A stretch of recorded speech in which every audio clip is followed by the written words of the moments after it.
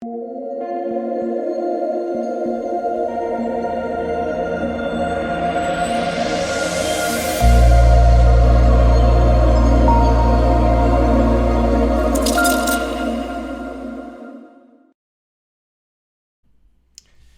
what is going on, guys? DK. Back at you at the end of the video here to bring the 11 game NBA main slate on Wednesday. Before I get into the video, if you guys are new to the channel, my name's DK. I make daily videos and live stream for NBA and NFL slates on Draftkings. If you are unable to watch these YouTube videos, I also upload on Apple Podcasts. I have a link down below. It's called the DKDFS Show. If you're interested in signing up for premium content, I offer that on patreon.com, an esports package which includes Call of Duty and CSGO, as well as an NBA package. And I do want to thank Prize Picks for sponsoring the show.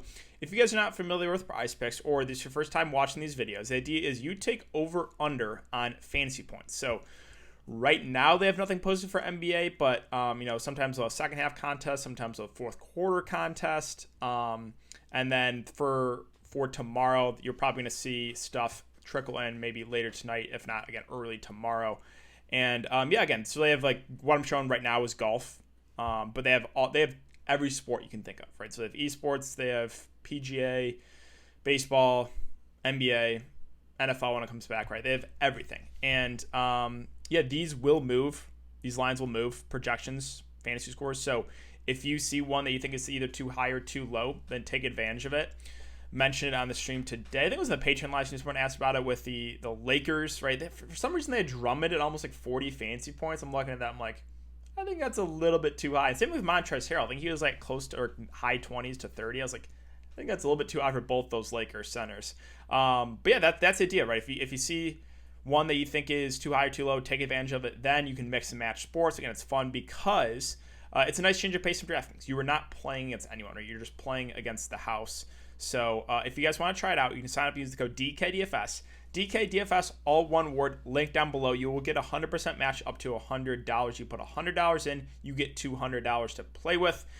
And I just want to thank you guys again for the continued support on all these videos. If you do enjoy this content, if you leave a like button on the video, subscribe to the channel if you haven't already, and hit the notification bell so you know when I upload videos, you don't go live. Again, I will be doing a YouTube live stream tomorrow. Make sure to check it out, and let's aim for 150 likes, guys. Every single like on this video helps me out a ton.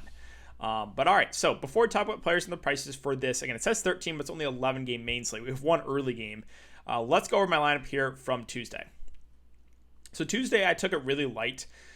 And the reason I took it light, I talked about it in both the YouTube stream and the Patreon live stream, was the Utah game. I didn't like that game. I was like, if you just remove that game, I felt really good. And the lineup was pretty solid. So going over my lineup here was Brogdon, Paul George, Bogdan Bogdanovic, Domantas Sabonis, Zubac, Brandon Goodwin, McDaniels, and Bridges. Here, I can get out of the way so you guys can see. But basically what I hinted at was, hey, I want to use some Charlotte guys. I want to use some Atlanta guys once we got that Trae Young news. And I'm probably going to stack Clippers, Pacers. That's basically what I did. So again, Paul George, Sabonis with Brogdon. Brogdon really good at low ownership. Paul George I thought was a clear chalk play. He was high owned, as you should have been. He went off. Sabonis was going off until the fourth quarter. Now, I'm not saying Sabonis had a bad game, but it's like, I think he literally had like one fantasy point in the fourth quarter. Just like, really? Come on. Bogdan Bogdanovic, he became a really good play once Trae Young was out. Same with Goodwin, right? Goodwin, surprisingly 50% owned. I thought he was a clear value once, again, Trae Young was out. Zubac, I was debating. I could have went either him or Malachi Flynn because I could have moved some stuff around here. I went Zubac, it was a close one. Malachi Flynn ended up doing better. I was hoping for Zubac to play his 35 minutes again because I thought it was a big front court. He didn't get, I think he only played like 25. So, yeah, but that was a risk I was willing to take. And then I used the two Charlotte, cheap guys with McDaniels. Only 45% on one for 31. And Bridges was all right, for 25 fantasy points. But yeah, that's it for look back. It's going to be a solid night for me. Hopefully it was a good night for you guys as well. And let's see if we can keep it rolling for this. Again, 11 game slate. We have, let's see, 7 games out right now. I'm not going to go over each one of these, but highest total is this right now is this Pacers and Rockets at 233 over under. And then what's going on with this Jazz game? I saw the Jazz were like tied at half. It's like a 17-point spread. No, yeah, OKC. Okay, now the Jazz are starting to pull away. Yeah, 14-point game now. Okay, that's more like. I did not think this game would stay close. But, okay, so let's now talk. Let's go team by team, talk about players I like, and then that will do it. So, on the Cleveland side, Sexton, Garland, both questionable. This is, pretty big news. If they are both out, then we have some possible value with a guy like Matthew Dellavedova, 4K. Assuming he starts, I think we probably get around 30 minutes. Not a phenomenal point per minute guy, but he's a guy that can stuff the stat sheets and can get some assist. He went for 10 assists last game. So Dellavedova, if both those guys are out and he starts, I think he's a good value play. We got to go back to Broderick Thomas, right? His nice 3 minutes last game. Lock him in, right?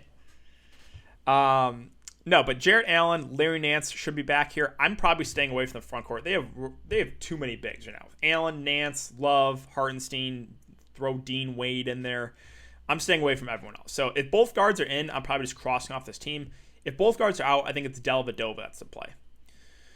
Moving on to Charlotte. So assuming everyone that missed the game tonight is once again out, then let's start with Graham and Bridges at the top. Again, Graham still, I think he only played about 30 minutes. He had a decent game, but nothing crazy. Again, he does obviously get a massive usage boost. Same with Miles Bridges. Like he's going to play big minutes.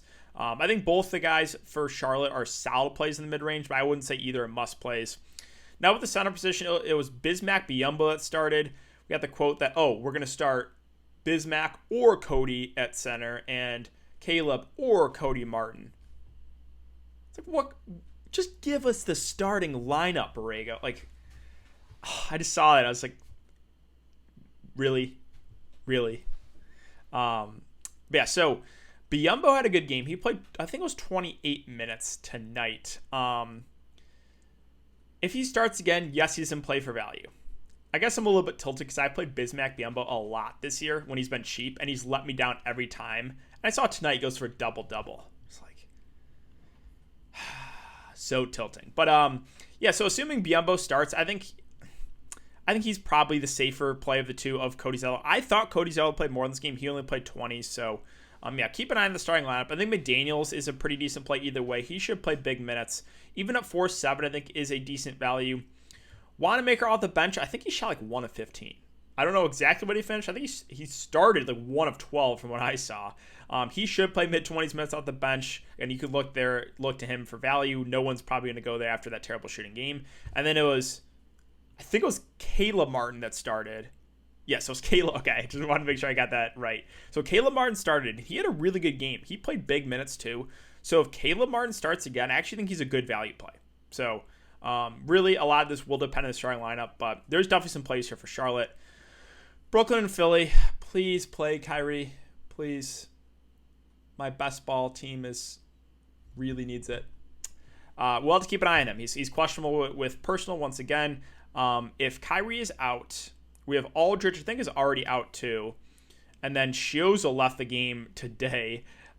If you played him for the showdown slate, I feel you. He was a good value play. That sucked. I played him too. But yeah, so if there's no Kyrie, Kevin Durant at 9.3K, keep an eye on this news. So it was a blowout, but he did play 27 minutes in a blowout. So like, if that game stays close, does he go for over 30 minutes? Maybe. The concern though is it is a back-to-back. So like, do they rest him here? I don't know. So that's something else to keep an eye on. I think Bruce Brown, if there's no Kyrie, probably starts at point guard. He would get a pretty big boost. I would have some interest in him for value. Also, Landry Shamet, he started the second half for Chioza. So we could have some value here with guys like Bruce Brown, Shamet. We got to monitor the status of Kyrie and Kevin Durant. And then, yeah, Claxton did start at the 5. He played 21 minutes. If he starts again, I think we could look to him for value. The only issue is going up against Joel Embiid. I don't really like targeting players against Embiid because of foul trouble risk, but he's at min price, so it's like, I could see taking a shot there. On the Philly side, it's really Embiid for me, and that's it. Embiid at 10K, I actually do like at the top. Couple blowouts last couple games in 27 and 26 minutes. He's gone for 50 plus in both those games. So what happens if the game stays close? And again, Brooklyn not good against defending big. So I do have some interest in Embiid at the top. But again, that's really it. San Antonio and Toronto, there's not really much here on the San Antonio side. I think DeRozan at the top is probably the safest play. Again, should play, mid-30s minutes in a close game. DeJounte Murray is fine for tournaments. A lot of these Spurs starters are just all right. White, Keldon, Jakob Poeltl at 6'1".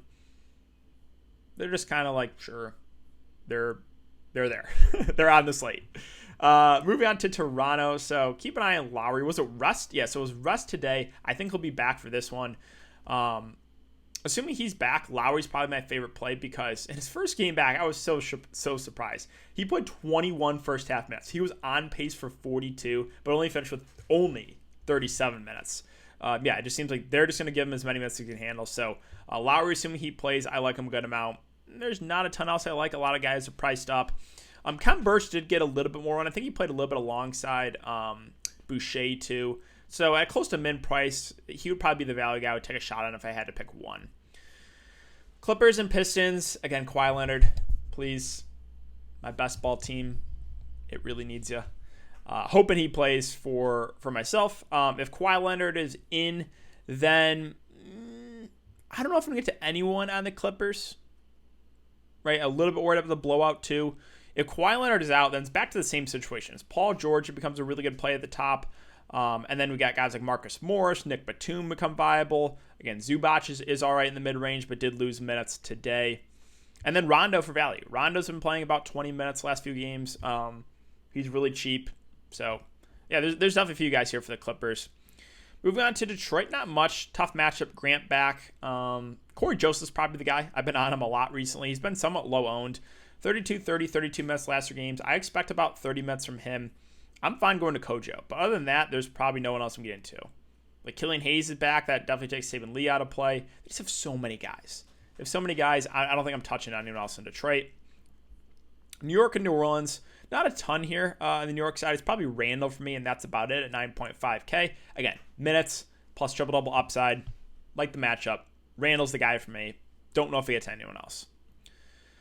On the New Orleans side, Lonzo is doubtful, and James Johnson is questionable. So we'll start with the top 2 guys. Zion is almost 10K, 9.9K. I don't really like the matchup, but again, Zion is just on another level right now. So if you want to go to him for tournaments, that's fine. I'm not really looking at Ingram at that price. Bledsoe will start at point, but again, just seems priced about right. They started Wes Nwundu last game. I was so surprised about that. He actually had a decent game, but I am not playing Wes Nwundu. If James Johnson's out, I would rather play Najee Marshall off the bench, who if you played him last night, you got unlucky. He was in foul trouble the whole game and fouled out in 21 minutes. But Marshall, I'd rather have than Nwundu. And then, how many minutes did Kira Lewis play the last game? Only 15. I guess he was in foul trouble too. Again, maybe he plays over 20, but I don't know if I'm going to get to any of the value for the Pelicans. All right, Orlando and Chicago, not a ton here. I will mention Mo Bamba left the game last game, did not return. So assuming he's out, Wendell Carter Jr., it's a revenge game narrative against his former team, and they don't really have a backup 5. So, does he play 30 to 35 minutes? I think it's possible. So Wendell Carter Jr., I think, is the guy that intrigues me on the Orlando side. Again, their backup big is Robert Franks. What is a Robert Franks? I have no idea. But they're extending the rotation. They have a lot of guys that are just going to play 25-ish minutes. I don't think I get to anyone else in Orlando. On the Chicago side, a revenge game narrative for Vucevic, if you're into that. He should play 30 to 35 minutes. I'm good going there. Probably prefer Levine, actually, for the discount. Been a little bit more consistent recently and been playing really, really well. So the top 2 guys for Chicago, I think, both look pretty decent. And then Daniel Tice. I liked him for value last night. He was low-owned. 29 and 27 minutes the last couple of games here. If they're going to play Daniel Tice mid-20s minutes, he is too cheap at 3.6. So I do like Tice for value. All right, we have still 5 games left. All right, so Indiana-Houston, this is a game I like if you're going to stack a game. Sabonis 9-1, really like the matchup here. Again, he's going to play the 5. I think he's a really good spend-up with Levert versus Brogdon. It's close. I think both are pretty similar plays. Might give the edge to Brogdon, but I do like both the Indiana guards. I don't think I'm going to get to any of the value, but the top 3 guys all look pretty good because I really do like this matchup. On the Houston side, it was weird. Kevin Porter Jr. has been kind of taking a backseat with John Wall in, but he had a big game last game. Went for 54 fancy points, while John Wall shot 5 of 20. Now, I think that will lower the ownership of John Wall, but, normally when both those guys are healthy, it's John Wall is kind of the alpha on the offense. So John Wall I kind of like as a contrarian play. I think will be very low owned on the slate. With Wood versus Olynyk, it had been Olynyk that have been a lot more consistent, and then you had the big game from Christian Wood last game. I think both the Houston bigs are viable with Olynyk and Wood. No one really stands out though. And then again, Kevin Porter Jr. had the big game. It kind of feels like chasing with John Wall in, but yeah, he's not out of play. I don't know if I get to any value plays on Houston. Like KJ Martin is at 3.3. He will probably hover around 20 minutes. I guess if I had to pick one, it would be him. All right, Golden State and OKC. So on the Golden State side, Steph Curry definitely in play for tournaments. At this price, not really cash game play. I know he had the big game last game. I know it's a good matchup. A little bit worried about the blow-up. But yeah, Steph in play for GPPs. And then Draymond Green, I do like. One game I got off Draymond. I was telling everyone on Patreon, it's like I want to play Draymond. I just couldn't get him in my lineup. 1 for 45 fancy points. Again, he does get a boost with Steph Curry in this lineup, and with no Wiseman, he plays a little bit more at the 5. So I do like Draymond in the mid range, and then Bazemore too. So if Oubre is out and Bazemore starts, I think Bazemore, even at this price, is a pretty decent play. Played 35 minutes last game, so would have some interest there in Bazemore. And then yeah, Looney at 3.7. He started last game. He did play over 30 minutes. Not like a phenomenal point per minute guy, but if he starts again, I think Looney's someone you could punt with. All right, on the OKC side, not much here. It is a good matchup, but it's just kind of like they're getting healthier. They got Roby, they got Dort back, Baisley's back. Like if you land on one of those guys, that's all right. I'm not going to talk you off them. Bradley really lost minutes tonight. And it's just there's not much here for OKC. All right, Dallas and Memphis. So Luka continues to struggle. When are we going to get a big Luka game? I don't know. This is a good matchup. Is it this one? I've been saying that for I know it sounds like a broken record, asking when the big Luka game's going to come. I think it will come soon, but we haven't seen it in a while. So Luka, I think, is a interesting contrarian play. Porzingis at 9K. Last couple games gone for 55 and 59, so he's been better than Luka recently. Also playing big minutes. I'm okay with both Dallas stars because of the matchup, but I'm not touching the value on Dallas. On the Memphis side, Jonas Valentinus. I played him last couple slates. 32 and then 34 minutes. So last 3 games, 36 in overtime, so 31 in regulation, 32 and 34 minutes. The worry with Jonas Valentinus all year long has been the minutes are inconsistent. Now, will these minutes stick? I'm not sure. If he only plays 25 minutes tomorrow, he's not going to get there. If he plays 35 minutes, he's probably going to go for 50 plus because he's that good of a point per minute guy. So JV, based on what we've seen the last couple games, it's good to see. Minutes are trending up. We know he's a phenomenal point per minute guy. I'm not scared of anyone at Dallas defensively. I do like JV at the top. And then John Morant, again, production up and down. I still think he's viable because of the minutes. So Jonas Valanciunas, really the 2 guys I'm looking to for Memphis. 2 games left. Washington, Sacramento. This is one of my favorite games to target. Westbrook at 11K. Love him at the top in this matchup. Again, I think he's one of the best spin ups. And I do have some interest in Beal too. He was on a minutes limit last game. He was on a minutes limit and he played 37 minutes. What is with coaches this year and saying players are going to be on a minutes limit and then just play them 40 minutes? That's so tilted. But yeah, Beal, I like the price. I like the matchup. So, safety-wise, Westbrook definitely safer, but Beal for sure in play. Value, I will mention Gafford has been getting some decent run. 15, 17, 18 minutes last couple games. He's a good point per minute guy. He is a little bit banged up, so keep an eye on that one. If he's out, I'm guessing probably Robin Lopez picks up more minutes, and then he maybe becomes a punt play. But yeah, I don't think I'm going to get to any other value plays in Washington. On the Sacramento side, so they run a tight rotation, and they're a little bit thin right now. So Holmes, doubtful. Buddy Hield, questionable. Let's start with De'Aaron Fox. The price I don't love at 9.6, but I like the matchup a lot. And again, they're thin. This is definitely game stackable. I think Fox at the top is for sure in play. Harrison Barnes, not a guy I like playing, but he played 43 minutes the last game. Again, they're thin. It's a good matchup. If he's going to play over 40 minutes, I do have some interest in Harrison Barnes. Again, keep an eye on Buddy Hield. Mo Harkless has started last couple games. He's played 31 and 34 minutes. Assuming he starts again, I actually think he's an okay value play. And then I'm curious to see what they do with the starting lineup with no Holmes. Like, I thought it would be Whiteside, but he only played 3 minutes last game. Now, Whiteside, if he starts, is a phenomenal point per minute guy. Would probably be one of the best values of the slate. But they have a couple other guys that could dust off the bench. So a guy like Damian Jones, I feel like he's been in like 5 different teams this year. If he starts, I have interest in him at min price. They could use Metu also. So like whoever starts at the 5 is who I like for Sacramento for value with no Holmes or Holmes doubtful. And then how many minutes did Terrence Davis? He only played 18 minutes and he's reliant on the scoring.